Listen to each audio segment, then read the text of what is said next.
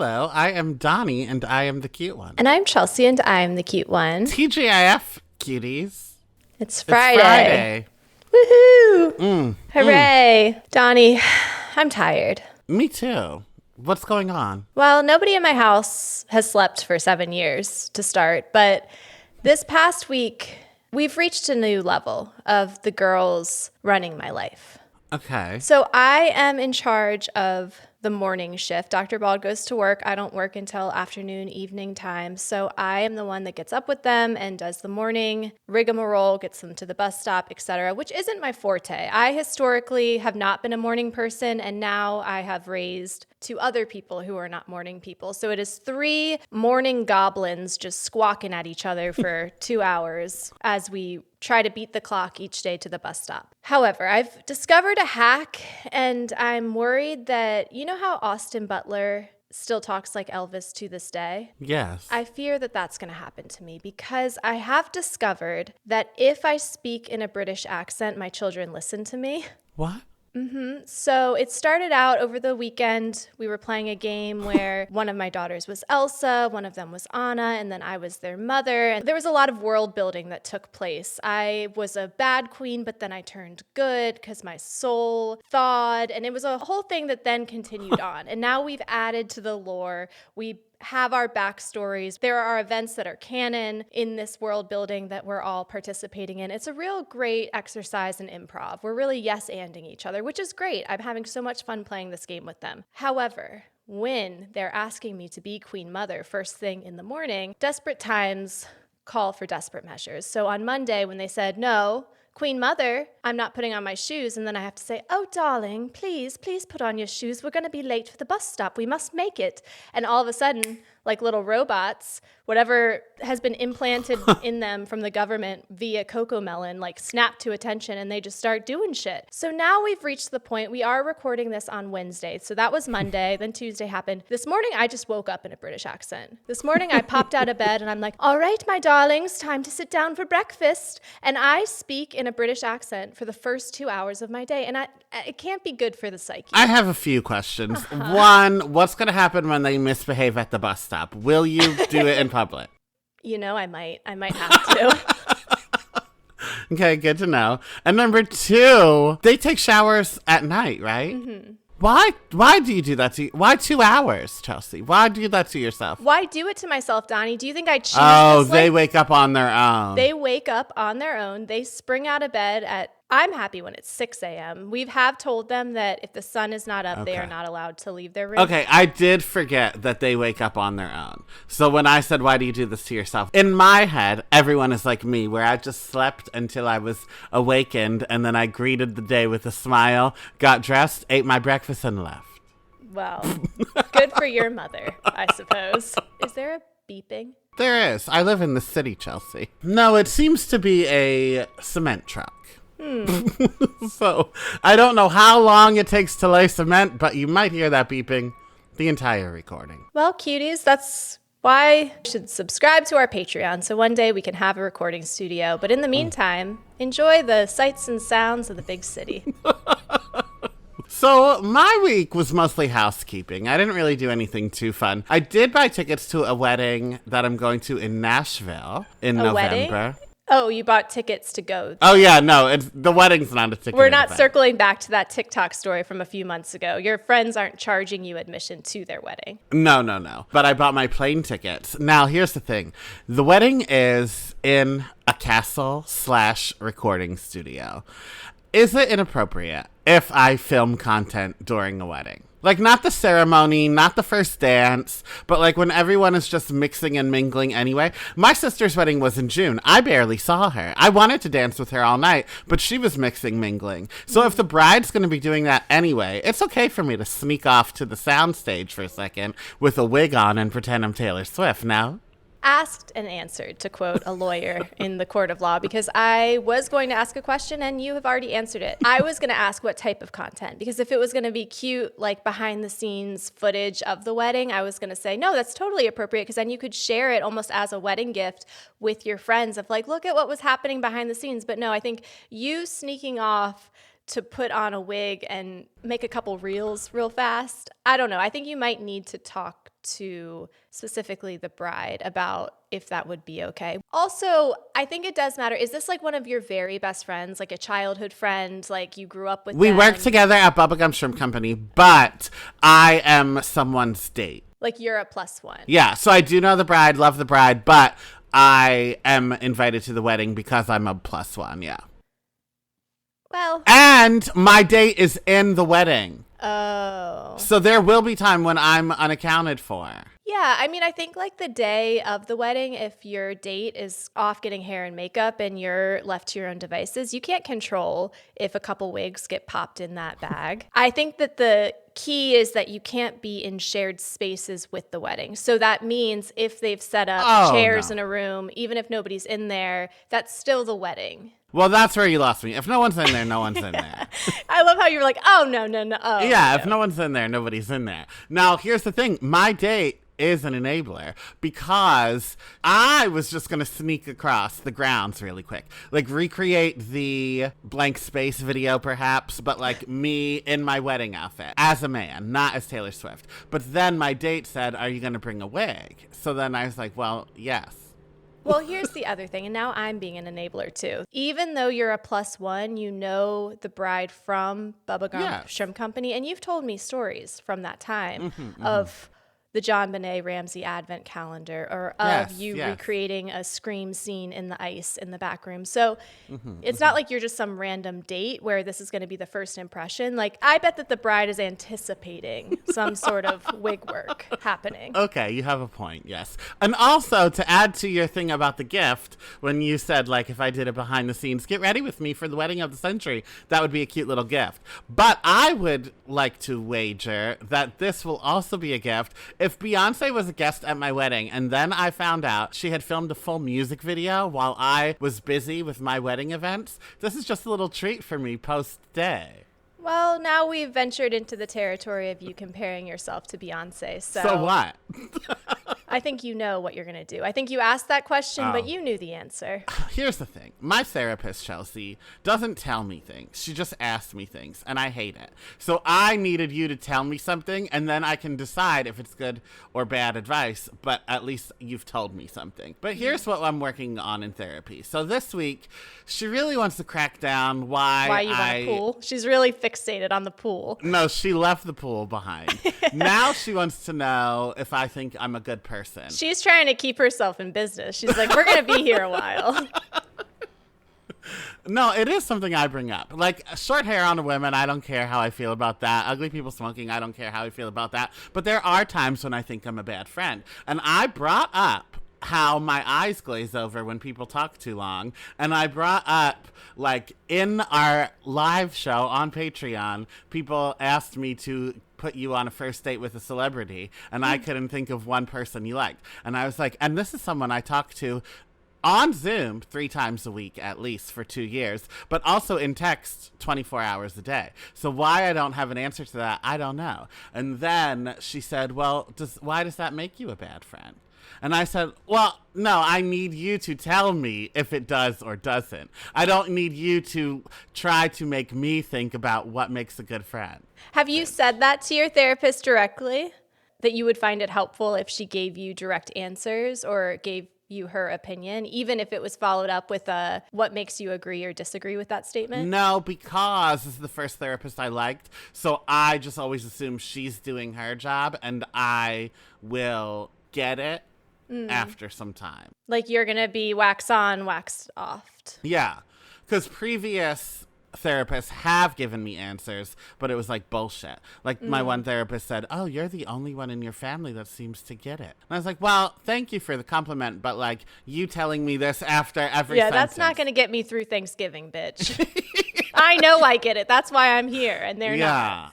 Well, I think that you are a good person if you need to hear it, but also I do think that you can talk to your therapist and say what you need, because I don't know, when I've been in therapy, it's basically just like a practice run. It's like a dress rehearsal for your real life. So like my therapist on purpose kept coming 5 minutes late until finally I said, should we change our time? I noticed you keep being late. And she's like, no, we're working on you communicating your needs and standing up for yourself. And so this was a practice. I'm really proud of you for telling me. And then she would always give me my 5 minutes back at the end. Like it wasn't like I was paying her for. So that was like a Mr. Miyagi situation. But she was saying that therapy is a way to practice the skills or to like try out new things you're doing with a safe person who is trained to like take it. Maybe I'll ask if she can ask me the question first and then give me an answer. Like, yes, you can say, why is it important that friends listen to each other? And then I'll answer that. But then you tell me if I'm a good or bad friend because I can't give my co-host a date with a celebrity. In the future, Donald Glover,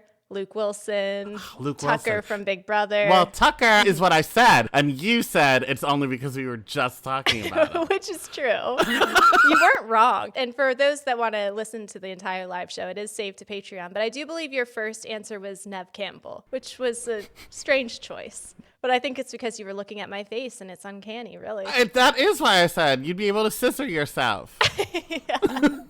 Anyway. I do want to give a quick cat update. Oh, God. Okay. In the conclusion of this ongoing segment, should I get a kitten? ? The answer for now is going to be no, because I really wanted to get 2 girl kittens, and there was only 1 girl kitten born. The rest are boys, so that was already feeling like a block. And then my dog has not been doing very well, so I think we're just going to put a pause on it. So Cuties, keep sending me all the kitten content for me to consume, because it will happen in the future, but just not right now. I'm rooting for you to get a cat. I want to be able to hate that you have one. So this is sad for me. Thank you. Of course. So, Cuties, if you want to see anything, like what we're wearing, how cute we look, what our background looks like. What oversized t-shirt I'm wearing today. Today is my go-to, my Spice Girls one. I believe I saw you in a photo of that yesterday as well, but I won't put your business in the street. Donny, I've been too busy talking in a British accent to shower yet. And that was funny because my original question about the British accent was going to be if it's like high end or like, oi! Oh, yes. But you talk like high end and you dress like, oi, it's you, me dad. Well, they tried to get Dr. Ball to join in, and for whatever reason, he can only do a Cockney accent. And I'm raising 2 classist bitches because they said, never mind, Daddy, you can just talk normal. Oh, no, I'm going to be the beggar woman when I come. And I'm going to bring a shawl with me and a lantern. So if you want to see the lantern or whatever else we have, go to YouTube. You can like, subscribe, comment, help us trick the algorithm. God bless. God bless. And there are new Patreon perks. So if you go over to Patreon, $5 gets you an ad-free experience. And also, you will be able to listen to the uncut, unedited versions at the $10 and $20 level. And not to brag, but one of us just gave away a whole lot of tea behind the scenes that shan't be making it to the main feed. Shall not. So this week brought us Sabrina Carpenter's involvement in the Eric Adams indictment, the trailer for Are You Smarter Than a Celebrity, hosted by Travis Kelce, the end of Kristen Cavallari's 7-month relationship, the vice presidential debate, and Joel Kim Booster briefly coming for Shannon Beador in his stories. Which I'd give my opinion about that, but I'd just be told I'm a misogynist, so... Really quick, I do want to talk about Are You Smarter Than a Celebrity? I hate it. Because here's the thing about Are You Smarter Than a Fifth Grader, Chelsea? Sometimes you weren't. So you had this panel of 5th graders who actually knew and got good grades. Could do their times tables. Yes. So I would say, like, no, I don't know my 8 times table. I can't do 8 times 256, but I bet Bethany can. And then little Bethany with her pigtails would say, like, it's actually, and then tell me and push up her glasses, and I would go with her answer, and we would win $1 million. And then afterwards, you'd shove her into a locker and say, get a makeover, bitch. Take this $1 million and do something. Not if she was blonde. But now it's the same kind of questions, but you have to fucking pick Lala to help you. I'm okay. Like, we're not winning. So I literally didn't know this was a thing until I just read that sentence. So it was a surprise to me from start to finish. If you rewind the tapes, you'll see me at the end say, with Travis Kelce. Because again, that was just an added cherry on top of the surprise that was that premise. Anyway, yeah, Lala ain't helping me name the 4 people on Mount Rushmore. But maybe the spirit of Tupac inside of her could help. Perhaps. So I want to talk about switching gears. Yeah. I know you are not a documentary person. Mm-hmm. However, this week I watched Will and Harper on Netflix. Have you heard anything about it? I've seen them do like press tour stuff. Okay, so for those that aren't familiar, it's basically like the show We're Here, but for SNL fans. So the premise is that Will Ferrell. Now, for someone who doesn't know what We're Here is, could you educate them? Maybe the Cuties don't know. Maybe the Cuties don't know. Well, the Cuties should definitely watch. I think they would very much enjoy it. Is it a documentary as well? It's a TV show, and it's with drag queens. There's been controversy because, unfortunately, one of the drag queens has now been accused of assault, so they've redone the cast. Shangela? Shangela. Okay, I do love Shangela. Tale as old as time. Okay, so in the first season, it's Shangela, Bob the drag queen, and one other. And they travel around from city to city and go to like places in Middle America or more conservative places. The very first episode of the very first season is in Gettysburg, where you experienced Pride this year. So circles become circles.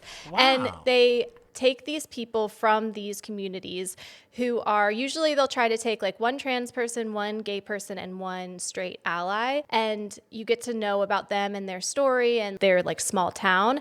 And they give them like a makeover. And at the end, there's a drag show. It's very beautiful. It's funny. And like some episodes make you sob, etc. So that's We're Here. Okay. And then this documentary is like the SNL Will Ferrell version of that, which it's not actually, though, because it was done really well. So Will and Harper came to SNL their first years together, which it is funny. We do get some SNL stuff in the beginning, I think, to rope SNL viewers in of like, look, a little bit of Will Ferrell's backstory. But we learn about how like Will Ferrell, nobody liked him when he first came in. Nobody thought that he was funny. And Harper was a writer and eventually became a head writer. She was the only one that saw his potential. And she's the one that wrote, like, they joke, like, anything that Will Ferrell has done that you're like, why did he do that? Harper is behind it.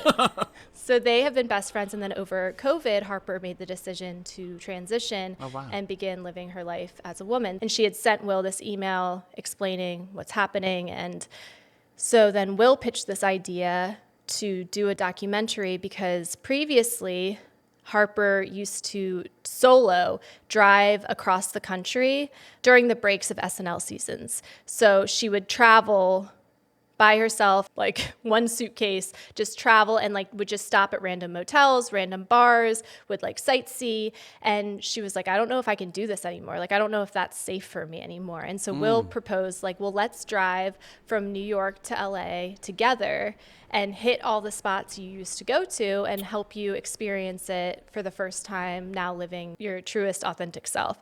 So it's very touching. There are moments of like revelations, and I really don't want to give too much away because I really encourage everybody to watch it. There are some cameos with SNL people. Tina Fey and Kristen Wiig are a delight. They are like wonderful in this documentary. And I was like, thank God they say never meet your heroes. And I'm so happy about that. Will Forte pops in and I've heard nothing but like glowing, wonderful things about him. Do we hear any Sherry O'Terry tea? No Sherry O'Terry tea, but Tim Meadows is not the best in the documentary. Oh, wow. They all go out to dinner.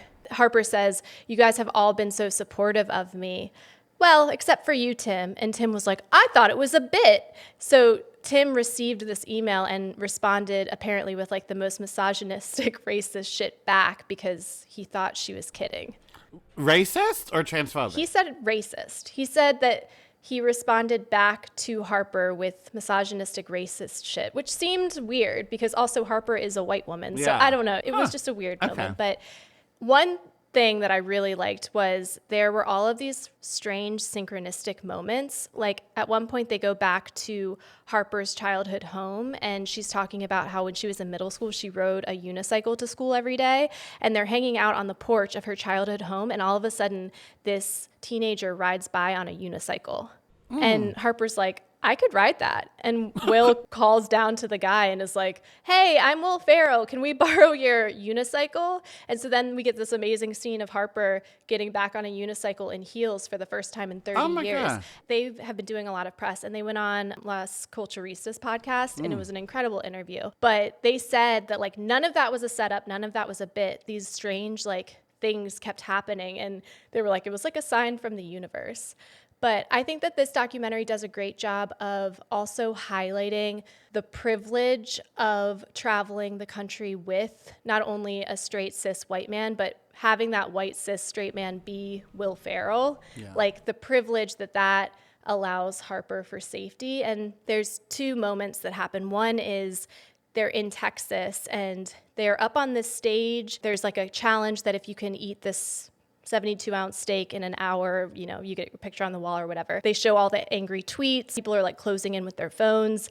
And the scene ends with Will Ferrell being like, of all of the times in my life I felt like I've lived in a fishbowl, this is the worst it's ever been. And the next morning he has a breakdown in the car and he like apologizes and he's like, that was the first time I realized like we really need to be concerned with your safety. Yeah. So there's like really like heart-wrenching moments like that, but also I think that Will Ferrell does a good job of taking a back seat to the story and really just being there as a supporting character. So I really encourage it. I loved it. That's how I spent my Friday night, is watching that. Perhaps I'll check it out. I can't make any promises. Okay. I will check out some of the Shangela season of We're Here, though. Okay. You know what? That's fine. You do you. And then I'll tell my therapist and ask if that makes me a bad person. No. And she'll say, well, what about specifically watching season 1 with Shangela would make you a bad person? What about supporting people that are known monsters makes you a bad person? Okay, so I have another Scream update. I just talked about it last week, but I have more. They announced that it will be out February 27th, 2026, which makes it exactly 30 years from when the first one came out. Oh. So that, I'm sure, will be roped into the story. But that's not what I'm here to talk about. I just had to do a little follow-up. Okay. What I'm here to talk about is my new favorite book. I haven't started reading it yet, but there isn't... I have never heard anything more on brand for you. Your new favorite book. Haven't started it yet, but will be your personality. Yeah, I didn't even request it from the library yet, but I do know it's going to be my favorite book. It's called Disney High, The Untold Story of the Rise and Fall of Disney Channel's Tween Empire. And it talks about, like, how the stuff that went on at Nickelodeon could never happen at the Disney Channel. Like, Dan Schneider would have never got away with it at the Disney Channel. But it also goes behind the scenes of all of the early 2000s and 2010s shows and, like, the tea from each show. So I came prepared. I found this in Vanity Fair. A little tea about Lizzie McGuire. Okay. So Hilary Duff and Lelaine were the two leads. Lelaine played Miranda and Hilary obviously played Lizzie McGuire. The showrunner in the book says, the two girls were literally best friends for the 3/4 of the series, maybe more. And then they had a blow up that never got healed. The tensions rose behind the scenes during the first season when Lelaine got to sing Reflection in an episode. Hilary and her mom were very upset by that because their long-term plan was for Hilary to get the show and then segue into singing. So when Miranda was the first character to sing and not Lizzie McGuire, Hilary and her mom were pissed off. Which we know that Miranda did not make an appearance in the Lizzie McGuire movie where they were singing. She was off being a rock star, so... That's true. And also what's true is the person that reads this audiobook is Lelaine. Uh-huh. Interesting. I can't wait to read it. Maybe I'll get the audiobook. You should. That's how I read. And I know people every week slide into my DMs and say, that's not reading. That's not reading. Well, that's ableist of you, bitch. Audiobooks are reading. Audiobooks are reading. I do support that. However, for me, I don't listen to people. So audiobooks are tough. But it is true. You don't listen to people. And also, you don't read. Because let's remember, no. Let's remember during the writer's strike when we were covering such classics as Goosebumps and Bunnicula, you famously said that you don't read any description. Not you any. Just when I read get bored, dialogue. I skip it. You treat it like a play. Only when I get bored. And we were reading on a time crunch. Like for us to watch a movie, I can watch the movie the day before. And then I still watch it in its entirety. I write the outline. It's fine. And that is just 24 hours before. So when that was the setup we have here, 24 hours before, I need to start doing it. Reading a book in 24 hours before is tough, which means you're on a time crunch and you have to skip some description and get to the dialogue. Now, I will say I'm reading a new book now because, so here's the thing. As you know, I'm sleeping in my living room. Quinn has the bedroom. I have had trouble sleeping this week, and I don't know what the issue is. The fan is on the same setting. The sofa's just as comfortable as it ever was. It's not particularly hotter or colder than it was 2 weeks ago. It's our E.T. Elliott connection because nobody has been sleeping in my house. So I think that you just need to tell yourself a bedtime story in a British accent and out like a light. I'll try that. But what I tried instead, Chelsea, I looked around and said, what is different here? The light isn't coming through the window. The TV's not on. What is different? And then I looked at the cat napping on the dining room chair. And I said, she's not normally here. So I kicked her out and passed out immediately. I think she brought in spirits. All that to say is, the reason I brought up not being able to sleep is I downloaded a book the other day. I read 3 chapters that night when I couldn't sleep. And then I read 2 chapters this morning. 5 chapters in, I haven't skipped one word. I'm really proud of you. What book is it? It's called The Spare Room. Ooh, okay. Because, fun fact for the cuties, Donny and I, as you know, famously have no interests in the center of our Venn diagram except for books. We do share very similar books, except I have been on my fairy porn journey, and that is outside of the scope. But in terms of like psychological thrillers where women go crazy and probably stab people, we both love it. So this one's about a woman who's getting a divorce. So her friend from high school reaches out to her on Instagram and says, like, if you need a place to stay, you can stay with me in my spare room. So she goes, but she hasn't talked to her since high school. So nothing crazy has happened yet, but I know it will. Or what if I just got a book by accident and it's just a tale of friendship? I'll be so pissed off. You get to the last page and you're like, wait, so now they're just friends again? Yeah, what's the twist? I'm looking forward to whatever chapters you read of that book, because let's not forget when you read the Golden Girls, whatever one, you just skipped right on by the Gilmore Girls section. I think I will be that way with the Disney book for sure. Like if I get to I don't know, Holes chapter. I never saw that movie. I don't care about Holes. Well, now I do, if you're on the Patreon. Patreon.com/I'm the cute one. You're missing a lot. A lot doesn't make this main feed. If you think this is chaotic, that's after I go through with a scalpel and cut out the parts that cannot see the light of day. Shall we move on to the cutie of the week? Let's do it. Well, keeping in line with us backing terrible people, my cutie of the week is Mary M. Cosby from Salt Lake City. She is just a demon, but I can't get enough of her. We're recording this on Wednesday, so I'm sure inevitably in this next upcoming episode before Friday, I'm sure she's going to do something intolerable and everybody's going to be talking about how anybody who supports Mary is a heap of garbage. But call me Oscar, baby, because I'm living in that dumpster. Me too. I don't care. And I don't care if she does anything this week. I'll still stand by Mary Cosby. First of all, her tagline this year. Incredible. Incredible. I have it. It's God is my shepherd and you all look like sheep. We needed a win after those New York City taglines. They're calling it phony instead of Roni. We needed something, and boy, did Mary deliver. She did. And what's crazy is it can be read, with Mary Cosby being the one spewing it, it could be read 2 ways. Because, do you hear that? Now the people putting down cement are fighting. What are they fighting about? I don't know, but I might make content about it if they're still fighting when I log off. Cuties, I do apologize. It's such a noisy New York day today. So, with Mary, like, it could be like, you all look like bitches. You know what I mean? Like, you all look like sheep. But with Mary, I think she probably really means it literally. Like, you have a sheep face. You are an inbred Mormon who resembles a sheep. Okay, so I've been going on my press tour. If you have a podcast and you talk about Bravo, please have me on. This past week, I went on The Reality Is to talk about Salt Lake City and Dumpster Dive to talk about Salt Lake City and the Mormon Wives show. I'm just really all in on Salt Lake City women. I love a woman who has left the church and is entangled with a terrible man, I suppose. So if you have a podcast, please have me on.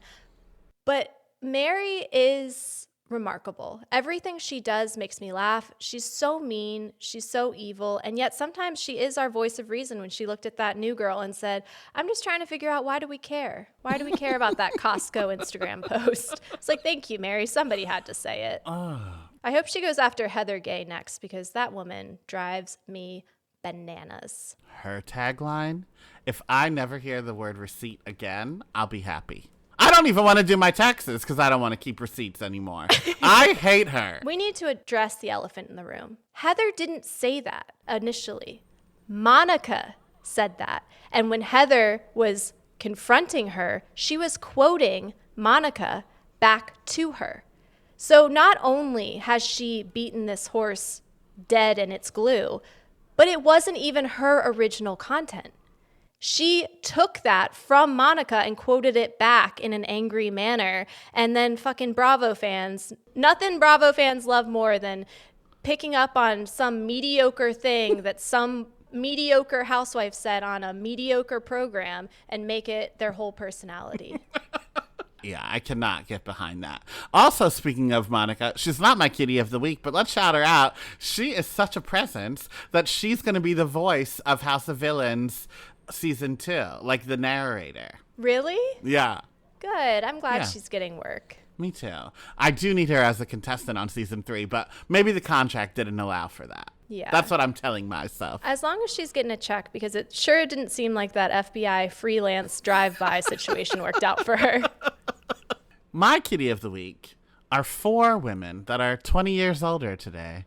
And those 4 women are Lindsay Lohan, Rachel McAdams, Amanda Seyfried, and Lacey Chabert, because today is October 4th, which means yesterday was October 3rd, Mean Girls Day. It's been 20 years since Mean Girls came out. Now, it did come out in June, so we already passed the anniversary. However, because it is Mean Girls Day, Bratz is releasing a line of Mean Girls dolls, but here's the problem, Chelsea. This is why Bratz is not the cutie of the week, because they're releasing them 4 different days.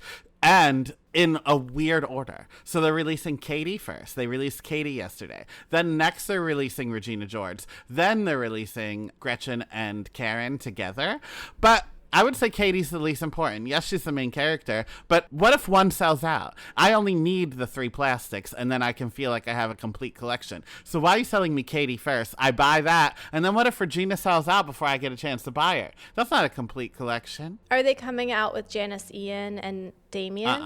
No. So it's not even like you could collect your pair. Like, okay, No. I've got Katie. Oh, Regina's sold out, so now I'm going to have my eyes on the prize for the weirdo table.